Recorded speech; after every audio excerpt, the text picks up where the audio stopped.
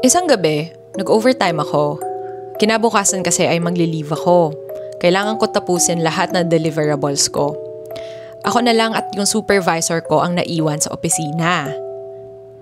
For context, marami kaming mga TV sa area namin kasi nagmo-monitor kami ng lahat ng mga channels namin.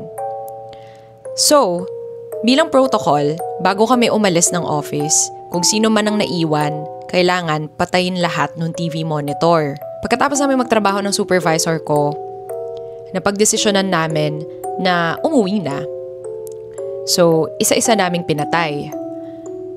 Siguradong-sigurado kami.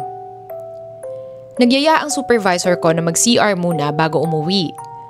Pagbalik namin, may naririnig kaming ingay na nanggagaling sa area. Parang tunog mula sa isang TV.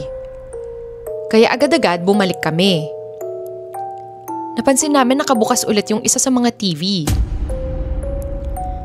Nagkatitigan kami ng supervisor ko kasi pareho naming alam na pinatay namin ang lahat. Wala nang ibang tao doon.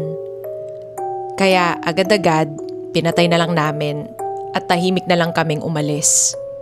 Hindi na namin pinag-usapan. Kinabukasan, nag-chat yung office mate namin na usually unang dumarating sa area. Tinanong niya, "Sino ang huling umalis kagabi? Nakabukas lahat ng TV na iwan nyo. Napatahimik ako." Sa loob-loob ko nun, hindi kami ang nagbukas nun. Hindi namin iniwan yon. Kaya chinat ko kaagad yung supervisor ko. Sabi ko, hindi ba pinatay natin lahat ng yun bago tayo umuwi? Kami yung last na umuwi sa office. Pero, napag-usapan na lang namin na wag na lang i-mention kasi baka mag-complicate pa ang mga bagay-bagay. Kaya, nagpasorry na lang kaming dalawa.